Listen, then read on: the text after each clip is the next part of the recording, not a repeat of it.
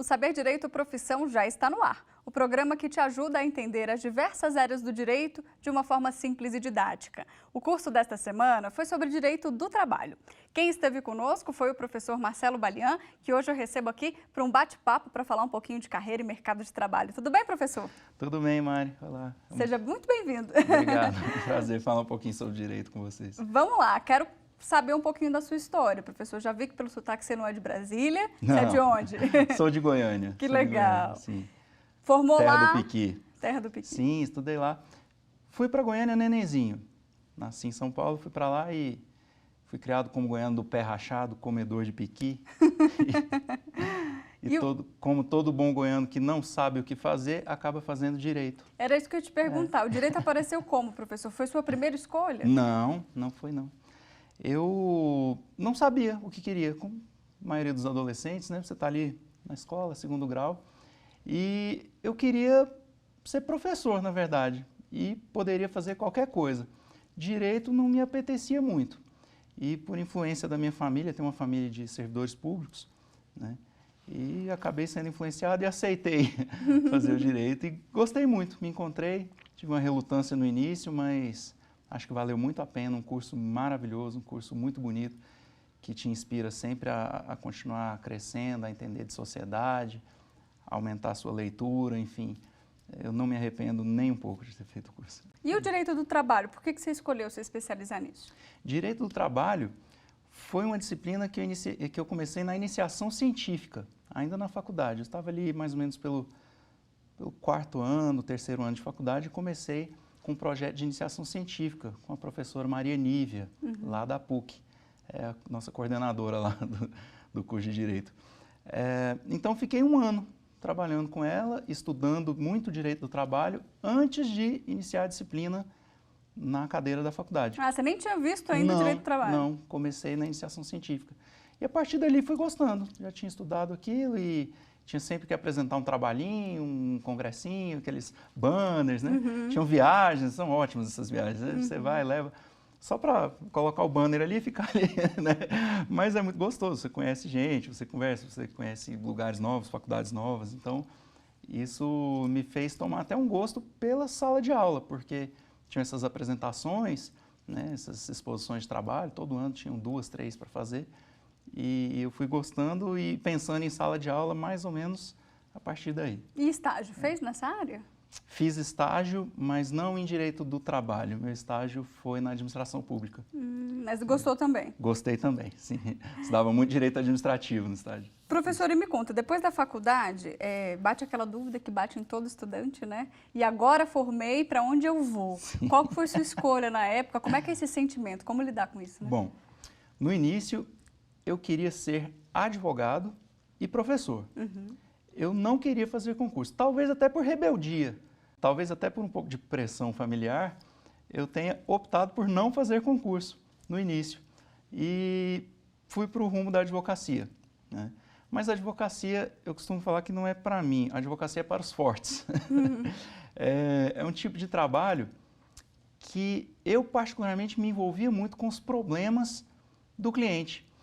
E é muito importante que o advogado ele saiba separar, saiba entender que, embora ele precise se esforçar ao máximo, se esmerar para resolver aquilo da melhor forma possível, aquilo não pode ser um problema dele, porque senão o psicológico dele não aguenta, né? Aconteceu com você? Aconteceu isso comigo e eu me via sem dormir, preocupado com um problema que eu tinha que resolver, mas que muitas vezes não era resolvível, não havia solução para aquilo. Às vezes o seu cliente ele está errado e você tem que saber lidar com aquilo e você toma às vezes as dores dele e tem que saber separar isso. Imagina um psicólogo que começa a sofrer com os problemas de todos os seus pacientes. Então, isso foi muito difícil para mim na época. E já comecei a fazer pós-graduação e fui me enveredando para a carreira acadêmica. Quanto mais aulas eu ministrava, menos eu advogava. Foi tomando gosto pela sala de aula mesmo? Fui tomando gosto pela sala de aula, enveredei para o mestrado e quando eu vi, eu já não advogava nada, praticamente. Então, fui fazer concurso. Já estudava um pouco, porque estava dentro de sala de aula, né? e resolvi fazer concurso. Foi quando acabei indo para o TRT, né? Fui fazendo. E quem faz concurso tem que fazer aonde aparece, né? Tem que fazer no Brasil todo. Se você quer concurso público, saiba que você tem que estar disposto a se mudar de cidade, porque do contrário você dificulta muito a sua vida. Você chegou a fazer em outros estados? Fiz Como em é que vários foi? estados. Me conta um pouquinho dessa trajetória aí de concurso. Eu fiz em vários estados. Eu sempre fazia para TRT, para analista de TRT. Então, o TRT ele é um órgão federal, mas dividido em regiões. Então, cada região fazia seu concurso. Na época, eu comecei a fazer e ia estudando, fazendo. Concurso você faz até passar. Você não faz para passar. Você normalmente vai reprovar nos primeiros. E depois que você pega o ritmo e vai se acostumando com aquelas provas e vai estudando e vai entendendo onde você está com mais dificuldade, você, de repente, passa em todos que você fez, né? Nos próximos. Quando você passa em um, normalmente você sai passando. Então, eu tive a oportunidade de escolher entre 4 regionais. Você passou em 4 concursos diferentes, mas em estados diferentes. Em regiões diferentes, todos para analista de TRT. Então, fui primeiro para São Paulo, depois fui para, que é a segunda região em São Paulo, depois fui para Salvador, né? Desisti do Rio de Janeiro. E antes de ser nomeado na 18ª, em Goiás, eu fiz uma redistribuição. E fiquei um ano em Salvador, mas vim para Goiás antes dessa nomeação. Então, no TRT você chegou, primeiro então, passou em São Paulo, foi para São Paulo. Trabalhei então, 2 meses em São Paulo. Então. Trabalhei 1 mês e pouco em São Paulo, trabalhei 1 ano em Salvador e depois vim para Goiânia, tô até hoje. E agora vai quietar. Sim, já espero. Agora se encontrou, né? Está na sua cidade. Já há muitos anos já. Tá certo. Professora, me conta um pouco desse processo do mestrado, né? Tem muita gente que é curiosa e quer entender um pouquinho essa parte. Bom, é um mestrado multidisciplinar. Primeiro, sobre mestrado em si. Mestrado é um tipo de curso que é muito interessante para quem deseja seguir carreira acadêmica. Tá? Para quem quer ir para o serviço público, eu acho que demanda muito tempo de estudo, muito esforço e você realmente não precisa dele. É melhor você investir o seu tempo estudando para o concurso do que investir o seu tempo em um curso de mestrado. Porque o viés é outro, o viés é muito diferente de um estudo para concurso, para exames, para prova. O mestrado ele é um trabalho acadêmico, um trabalho de pesquisa, então você se aprofunda muito em um determinado tema, em uma determinada linha de pesquisa, e isso não te ajuda, aliás, acho que até atrapalha um pouco o estudo para concurso público, né? Como eu estava em sala de aula e eu queria seguir a carreira acadêmica, eu então iniciei esse mestrado, que era um curso multidisciplinar da PUC em Goiás, que ele envolvia Direito, Relações Internacionais e Desenvolvimento. Eu segui na linha do Direito. O que você pesquisou? Fiz um projeto, né, junto com o professor Falcone, que era meu orientador, que ele envolvia um pouco de direito agrário, um pouco de direito constitucional e direito do trabalho. Que diferente! Legal. Tratávamos do cumprimento da função social da terra através das relações de trabalho, né? Do descumprimento, na verdade, né? Da função social da propriedade agrária, a partir de quando se verifica que não houve o cumprimento das relações de trabalho. Basicamente, o homem do campo que não tem os direitos respeitados. Isso. Perfeito. E houve até uma alteração na Constituição que já tínhamos sugerido. Olha, que legal. Projeto. Depois houve essa alteração, que era o confisco da terra quando se constatar trabalho escravo. Existia esse confisco para plantio de drogas. E nós já sugeríamos na época que poderíamos também, por que não, confiscar quando se constatar trabalho escravo. Mas e é uma realidade, professor, mais próxima do que a gente imagina? Você que pesquisou o tema, essa questão do trabalho escravo ainda é muito presente? É presente, mas é disfarçado. Não é aquele mesmo trabalho escravo que a gente imagina, né, da época do período do Brasil Colônia. É um trabalho escravo em que, na verdade, esse empregado ele se vê preso, ele não apanha de chicote, mas ele se vê preso, ele se vê com dívidas, ele não tem como voltar para a terra dele, normalmente ele é cooptado, né? Cooptado em outras regiões do país. E as fazendas ficam em locais distantes também, né? As fazendas também, né? em locais muito distantes, muito ermos. E ficam amarrados ali em dívidas, em transporte, em condições absolutamente precárias. E então é o que a gente chama de condição análoga à de escravo, né? Para não dizer que é a escravidão propriamente dita, aquela do tronco e do chicote, né? Mas é uma escravidão moderna, sim, né? Então ela infelizmente ainda existe, né? Mas tem diminuído. Professor, você também fez especialização em direito público, né? Que foge um pouquinho do direito do trabalho ou tem relação? Me conta um pouquinho o porquê dessa escolha. Tem relação. Foi antes, né? O direito público foi uma pós-graduação que eu fiz. Haviam duas opções, direito público ou direito privado, né? O direito do trabalho, ele é um pouco misto dos dois, mas a maioria das normas são normas de ordem pública, né? De aplicação obrigatória. Então tem bastante relação, sim, né? Fiz essa pós-graduação para poder iniciar na sala de aula. E depois que eu estava na sala de aula é que eu fui atrás do mestrado. Que legal. As disciplinas que você ministra, professor, são quais? Além do direito do trabalho, Direito né? do trabalho e direito processual do trabalho. Ah, então tudo mais ou menos na mesma área ali. Sim. Entendi. Complementa o outro. Essa semana a gente falou um pouquinho sobre contrato de emprego, jornada de trabalho, períodos obrigatórios de descanso, remuneração, salário e estabilidade. Tudo que todo mundo tem interesse, sim, né, em sim. ouvir. É isso que eu acho interessante no direito do trabalho, porque não chama atenção só de profissionais do direito, chama atenção de qualquer cidadão. Todo mundo ou trabalha, ou já trabalhou, ou pretende trabalhar um dia, ou tem empregados, né? Então, todo mundo precisa ter um pouco de conhecimento, um pouco de pelo menos uma noção básica sobre aspectos do direito do trabalho, que são esses que nós tentamos trazer aqui, né?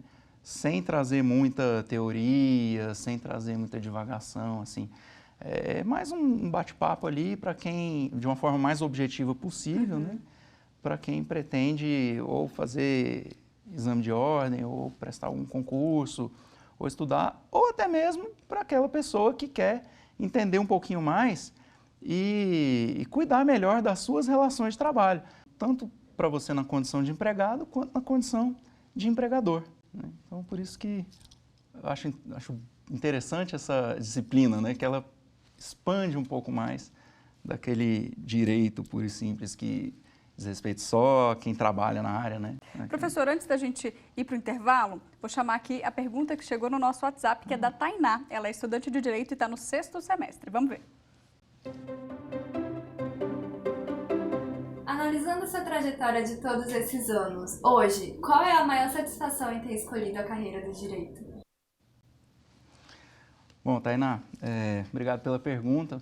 Eu acho que a maior satisfação na carreira jurídica é você poder contribuir um pouquinho que seja para equilibrar um pouco esse mundo tão desigual que nós vivemos. Trazer um pouquinho de justiça e modificar uma gotinha que seja no oceano para que esse mundo se torne um pouco mais igual, para que se cometam menos injustiças, eu acho que isso é muito gratificante. Então, você poder transmitir um pouquinho daquilo que você estudou, daquilo que você aprendeu, seja essa transmissão em sala de aula, seja minutando uma sentença para você decidir, seja para auxiliar, participar de um acordo que se faz, para que nem se precise chegar a uma sentença, isso é muito gratificante. Isso, a longo prazo, você vai percebendo que consegue mudar um pouquinho o mundo. Então, acho que isso, para mim, é o principal. Tá certo. O Saber Direito Profissão faz uma pausa. No próximo bloco, a gente fala mais sobre mercado de trabalho e carreira. Não saia daí.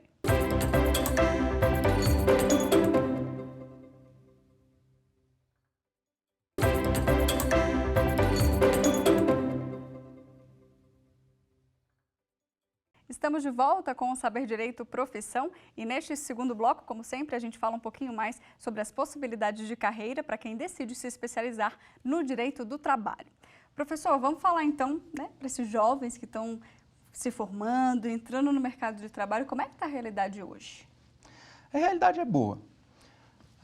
Mesmo após a reforma trabalhista, onde se falou muito sobre a diminuição da quantidade de processos, enfim, o que eu percebo, estando dentro de um TRT, inclusive, é que, apesar de ter ocorrido essa diminuição na quantidade de processos, aqueles processos que persistem, eles têm uma qualidade um pouco maior. Por quê? Porque antes do período pré-reforma, né, você tinha uma situação em que as pessoas elas postulavam tudo, para depois, não sei, muito de tentar fechar um acordo, enfim. Por quê? Porque não existia nenhum tipo de risco, né? A postulação ela não envolvia nenhum risco. Era muito simples para se conseguir justiça gratuita, não havia o risco de condenação em honorários advocatícios e bastava pedir. O máximo que aconteceria seria não ganhar. Então, quando sobreveio a reforma, que entrou em vigor em novembro de 2017, eu percebi que as ações elas passaram a ser mais enxutas, porém com mais consistência. Então, ao invés de você ter uma ação com 30 pedidos, você passou a verificar 2, 3, 4, mais pedidos plausíveis. Consistentes. Sim, pedidos sem aquele exagero que se verificava antes.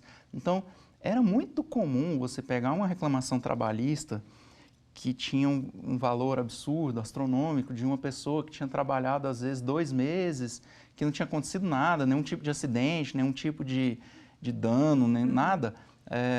E você constata que havia exageros, assim, talvez para forçar acordo, para, não sei, né? Porque simplesmente não havia risco. Então, criavam-se teses que não faziam muito sentido para... É o que a gente fala assim, para ver o que vira, né? É o vai que cola? Vai que cola, né? Isso, é o vai que cola. Esse tipo de ação, ela praticamente não existe mais. Então, tudo que se julga hoje, se julga com mais qualidade. Nós temos até um pouco mais de tempo para analisar melhor, né? Para fazer uma análise melhor, mais aprofundada. Agora, tudo aquilo que tinha consistência continuou existindo, mas sem esses penduricalhos, né? Que havia antes. Um outro detalhe, se critica muito, se fala muito sobre a condenação em honorários advocatícios, né? Eu entendo que não houve nenhum tipo de prejuízo para o trabalhador, muito pelo contrário, né? Isso é uma opinião que tem divergência, deixa eu deixar claro aqui. Por quê? Bom, esse empregado, ele pode sim ser condenado a pagar os honorários advocatícios do advogado da empresa, do empregador? Sim, pode. Mas se ele pede algo com consistência, se ele pede algo que realmente faz sentido, né, ele não exagerar naquele pedido com coisas absurdas, vai estar dentro de uma razoabilidade. E, sendo ele beneficiário da justiça gratuita, né, ele só irá pagar esses honorários caso ele tenha obtido algum crédito, né, ou se no período de até 2 anos ele conseguir obter um crédito, né, e após 2 anos isso é extinto, né, fica sob condição suspensiva, enfim, não é algo que impede o acesso à justiça. E por outro lado, ele economiza com o honorário do seu advogado. Por quê? Porque ele deixa de pagar, ou ele pelo menos tem essa facilitação para negociar honorários mais baixos. Eu vejo isso na prática, eu converso, tem muitos amigos que estão na advocacia trabalhista e eles combinam honorários bem inferiores do que se praticava antes, mas olha, a sucumbência depois fica para o advogado e você paga um pouquinho, ou não paga nada, ou fica só com a sucumbência. Então, eu acho que também tem um lado bom e ninguém enxerga isso, as pessoas só criticam, né? Ah, inviabilizou o acesso à justiça. Será que inviabilizou? Eu não sei, né? A justiça gratuita, a questão da justiça gratuita. Basta você fazer a comprovação. É que as pessoas parece que não se atentavam para isso, assim. Às vezes até por falta de informação. Falta de informação, a gente bate tanto nessa tecla. Até nas minutas de sentença que a gente faz, a gente tenta explicar o máximo possível. Olha, você não está recebendo aqui a gratuidade da justiça por causa disso, disso e disso, porque não houve essa comprovação. Então, é necessário isso, necessário aquilo, né? E, às vezes, a pessoa pode comprovar isso num momento posterior, né? Essa informação, ela vem chegando aos poucos, mas acho que quando tiver todo mundo bem adaptado a esse momento pós-reforma, eu acho que não há impedimento ao acesso à justiça, não há prejuízo ao mercado, basta se ter consciência de que é necessária essa adaptação. Talvez o mercado tenha ficado com uma qualidade melhor. Uma qualidade melhor, com certeza. Perfeito. Professor, então aonde que esse estudante aí, ou recém-formado, né, saindo, pegou a OAB, está querendo ir para o mercado, onde que ele pode trabalhar? A advocacia privada é uma opção, a gente já vem falando aqui, mesmo Sim. com a reforma, ela não se alterou, existe e existem possibilidades também. Sim, existe. Né? Existe a possibilidade da consultoria jurídica em empresas, né? Você não necessariamente trabalhar no contencioso, mas trabalhar na parte preventiva. Então, acho que é um campo muito bom. A consultoria jurídica dentro de empresas, a advocacia privada, tanto para empregado quanto para empregador. Aí, o profissional ele precisa até ter uma opção do que ele pretende, porque quando você vai advogar para empregados, via de regra, você não recebe nada de forma antecipada. Você tem que ter um capitalzinho seu para se manter mesmo, durante um tempo. Você só vai começar a receber dinheiro quando os seus processos forem entrando em fase de execução, em fase final, né? Se você opta por trabalhar com empresas, aí você tem a possibilidade de receber remuneração fixa por mês, a possibilidade de receber alguma coisa antecipada logo no início de um processo. Você tem N possibilidades de pactuar essa remuneração com a empresa que você está patrocinando, né? Então, normalmente essas consultorias, elas envolvem pagamentos mensais, então vira praticamente um salário. Então, o advogado recém-formado, ele pega algumas empresas pequenas, e cobra um valor, né, que ele entender razoável para acompanhar aquela empresa. Mas quando ele junta 5, 6, 10 empresas, ele tem uma renda fixa garantida, como se fosse um salário. E a carreira pública, em quais áreas a gente tem? Quais são as suas opções, né? Opções. Bom, carreira pública, você tem analista e técnico, né? São as carreiras de tribunais, né? Os tribunais trabalhistas, magistratura do trabalho, né? Ministério Público do Trabalho. Existem as carreiras de analista técnico também de Ministério Público, do MPT. As carreiras de advocacia pública também envolvem direito do trabalho. A maioria dos concursos de procurador de Estado, eles inserem nos seus editais, nas provas de concurso, tanto o direito do trabalho quanto o processo do trabalho. Até porque o Estado, ele também é empregador. E ele também possui empregados seletistas. E essas ações vão para a Justiça do Trabalho. Não apenas na Justiça Comum, né? Aquelas que vão para a Justiça Comum são as ações dos servidores estatutários. Na Justiça do Trabalho, todo e qualquer conflito que envolva um empregado público seletista vai para lá. Então, a advocacia pública é muito forte. Magistratura do Trabalho, Ministério Público do Trabalho e carreiras dos tribunais. Me fala um pouquinho desse seu dia a dia, para que esse estudante saiba o que faz, então, um analista. No TRT. Conta um pouquinho. Um analista de tribunal, ele pode fazer N coisas dentro de um tribunal, né?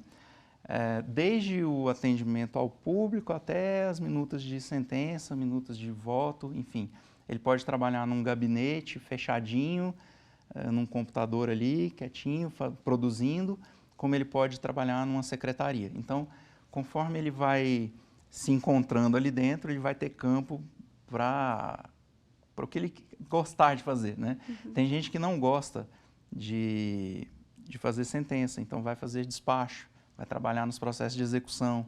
Tem gente que se cansa do despacho porque entende que aquilo pode ficar um pouco repetitivo, então prefere fazer minutas de sentença. E você? Eu faço minutas de sentença já há 9 anos. Legal. É o que eu gosto de fazer. Sempre fiz isso. Eu fiquei praticamente só 1 ano e meio testando o que eu queria. Experimentando, né? Quando eu descobri, eu não parei mais. E isso envolve até o meu estilo de vida, porque quando você trabalha com a sentença, cada processo é um processo. Então, estudar cada caso. Cada caso é um caso. Cada processo é uma história. Então, você conhece histórias diferentes, você se atualiza, você acaba que de um processo você cria uma curiosidade, vai pesquisar sobre assuntos variados. Você lê ali um laudo médico, por exemplo, né? Um laudo sobre insalubridade. Aquilo vai te despertando curiosidade, você acaba ficando até um multidisciplinar, né, de alguma forma. É mais dinâmico, É mais né? dinâmico, é. Professor, chegou mais uma pergunta aqui, essa vem do Matheus, e ele também faz direito e está no 6º semestre. Vamos ver. Professor, considero que cada fase profissional possui desafios. Nesse sentido, você acha que o mercado se exige a versatilidade dos que buscam se diferenciar no mercado e superar as exigências contemporâneas? Na sua opinião, como fazer isso de forma mais leve? Bom, Matheus, obrigado pela pergunta. Eu entendo que essa superação ela é importante, sim, até porque o mundo ele é muito dinâmico, né? A tecnologia ela vem avançando e isso reflete em todas as profissões. No direito não é diferente. Atualmente nós temos processo eletrônico, não se tem mais uma gaveta de papel em uma vara do trabalho praticamente de 2013 para cá, né? Uma vara recente, pelo menos eu estou tendo como parâmetro a 18ª região, mas então você precisa sim se adaptar, você precisa estar constantemente se atualizando. E eu acho que se você deixa para se atualizar no momento em que uma alteração legislativa aconteceu e que ela vai entrar em vigor, você sofre muito. Isso se torna uma carga muito pesada. Então, a dica que eu dou para fazer de uma forma mais leve seria: estude, leia e se atualize de maneira natural. Esse sempre vai ser o diferencial, sim, né, professor? Vai na internet, vai ler artigo, aparecer uma coisa, vai ler como se estivesse lendo uma revista, como se estivesse lendo um periódico, mas você está, de certa forma, estudando, se atualizando. Isso torna a sua vida muito mais leve e você não sofre quando as modificações chegam e tem que entrar em vigor, né? Então, Por falar nisso, professor, vamos dar dicas, então? Vamos. De bibliografia para os Sim. alunos. O que a gente tem? O primeiro livro é sobre, óbvio, direito do Direito trabalho. do Vamos lá, é trabalho. Curso de Direito do Trabalho. Esse aqui já vem com a reforma trabalhista, já é a versão mais atualizada. Para quem que se destina esse livro, professor? Esse livro, do professor Carlos Henrique Bezerra Leite, é um livro muito completo, porém com uma linguagem direta. Ele não... E é uma linguagem acessível, uma linguagem fácil. Então, eu indico esse livro para quem está iniciando os estudos, né? Tanto esse quanto também o livro do professor Sérgio Pinto Martins são livros de uma leitura ligeiramente mais leve, né? Ligeiramente mais fácil, mais tranquilo de se fazer e mais enxuta, né? Esse aqui já é mais pesado. Isso não seria nenhum livro, é uma compilação da legislação. Mais básica da CLT mesmo, né? Sim, aqui você tem CLT e toda a legislação correlata, a Constituição, as súmulas do TST. Eu trouxe esse compêndio porque eu acho fundamental para quem vai prestar exame de ordem, para quem vai fazer a prova da OAB. Boa dica, então, segunda para quem fase. está aí na fase da OAB. Porque ele tem um índice alfabético remissivo que é sensacional. E esse último aqui, curso também de Direito do Trabalho, já é uma versão mais profunda. Muito mais. Me conta um pouquinho Livro do desse. professor Maurício Godinho, que é ministro do TST. Para mim, Pesado, hein? atualmente é o livro mais completo, de maior profundidade, né? Eu estou levando em consideração os livros atuais, né? Não aqueles livros de 1940, que são teóricos, são importantes, mas que, né, tem um valor muito mais para fins de conceitos. Esse livro, para mim, ele tem uma linguagem um pouco mais pesada, então eu não recomendo para quem nunca teve nenhum contato com a disciplina. Para quem Então, ainda você está na que tá faculdade. lá na graduação tá... e ainda não teve esse contato, bom, você pode tentar, claro, mas você vai ter um pouquinho mais de dificuldade. A né? linguagem não é tão fácil. É uma linguagem um pouco mais pesada e um conteúdo um pouco mais denso. Tá? Então, eu recomendo ele para quem já está se aprofundando. Tá certo. Especializando mesmo.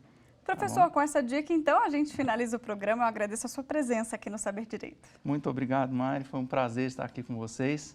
Tá? Espero voltar em breve. A gente fica por aqui, mas você aí de casa pode continuar com a TV Justiça na internet. Acesse tvjustiça.jus.br e não deixe de se inscrever no nosso canal, TV Justiça Oficial. Muito obrigada pela sua companhia. Te espero na semana que vem. Tchau!